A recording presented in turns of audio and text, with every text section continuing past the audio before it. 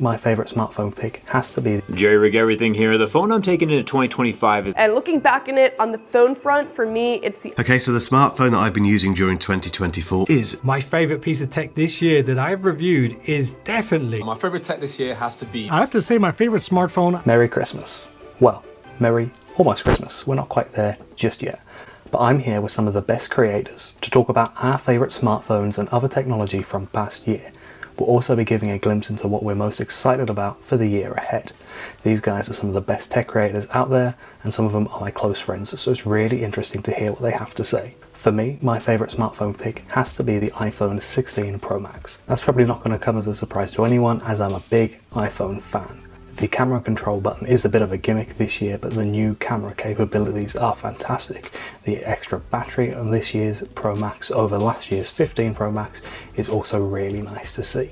I'd also like to shout out the regular iPhone 16 and 16 Plus for the new colours. That ultramarine blue is one of my favourites. And there's a special mention for the Huawei Mate XT, the triple folding phone over in China. If and when they come for a global release, I'll be one of the first to go out and buy one because free folding screens is fantastic. As for other technology items, one of my favourite from the year has to be the Meta Ray-Bans. They're a fantastic device to use for taking photos, phone calls, or listening to music on the go.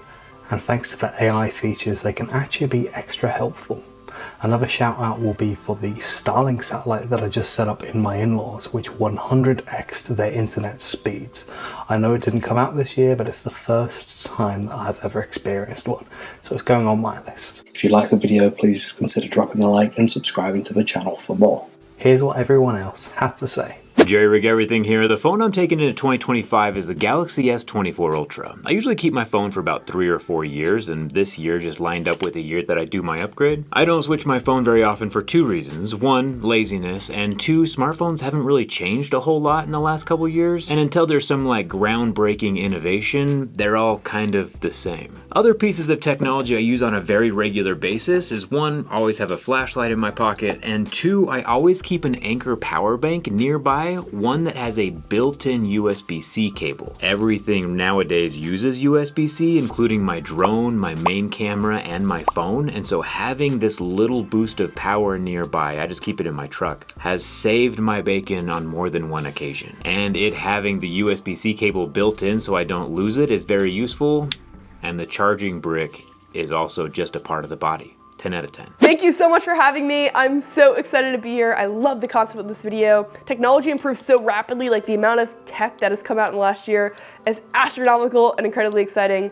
And looking back in it on the phone front, for me, it's the iPhone 16 Pro, the Google Pixel 9 Pro, and the Samsung Galaxy S24 Ultra.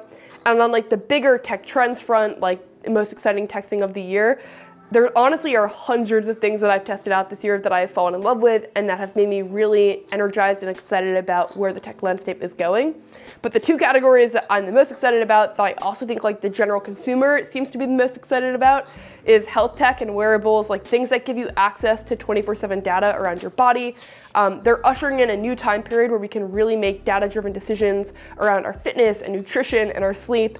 And although they're still expensive, as the price keeps coming down, I think they're going to democratize knowledge around health and also preventative medicine, which is incredibly energizing. And I just can't wait for it to get better and better. And then AI is also a huge category this year. And specifically for me, Notebook LM is the one that really changed my life because it allows you to create a AI podcast around source material. So you can now learn highly complex ideas from textbooks or research papers or case studies in a very simple and engaging way with a host that can create analogies catered to the way that you learn and the topics that you're interested in. And I just think that that is incredible. For students in school, I think it's going to make learning exciting and interesting in a way that it maybe hasn't been in the past for some people, but also for people outside of school like myself that are just curious and love learning new things.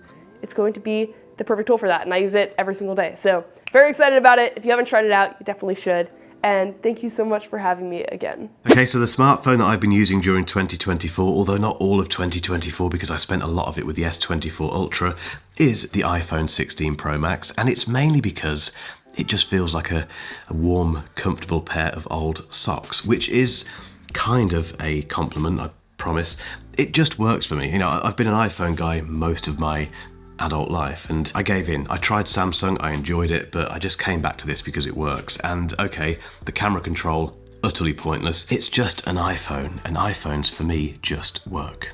When it comes to my favourite piece of tech this year, it's the fact we've gone from this to this. This is the M4 Mac Mini, and look at it. If you're a Mac geek like I am, and if you love the Mac Mini like I do, this was a very, very good year. We finally got a proper Apple Silicon Mac Mini, and yes, the power button is there, but it doesn't matter. It's stupidly powerful, it's perfect, I love it, and yeah, that's why it gets my vote of the best piece of tech of the year. This was very Apple-y, wasn't it? Sorry. What's going on, Connor? My favorite piece of tech this year that I've reviewed is definitely this, the Meta Quest 3S. Somehow I managed to miss the 1, 2, and 3, but I did get to review this one. And at my core, I am a gamer, and the game that I've enjoyed the most in 2024 by far is exclusive to this. It is the Batman Arkham Shadows game. When it comes to smartphone of choice, it is hands down the Galaxy S24 Ultra. I have been using the Pixel 9 Pro XL and the iPhone, but this is the phone that I use the majority of the time, and it's definitely my favorite phone of 2024 for a couple of reasons. And a big one is the screen. I do believe it might be the nicest screen I've ever seen on any smartphone to date. And on top of that, the glass that's used has that anti-reflective quality where it really reduces reflections. So it's Meta Quest 3S, favorite tech of the year, smartphone of the year for me, and the one that I've used the majority of the year is the Galaxy S24 Ultra. What's up, Connor? I have to say my favorite smartphone, I don't test a lot of different ones, although I did try the most recent Pixel, but of course it's the iPhone 16 Pro Max. I actually would have gone with the Pro this year after having this for a few months. It's pretty large, but I find the camera upgrade to be significant, and I've been using that 4K at 120 frames per second as B-roll in a lot of my videos, especially using the Kino app, which won App of the Year from Apple, but it's an amazing app.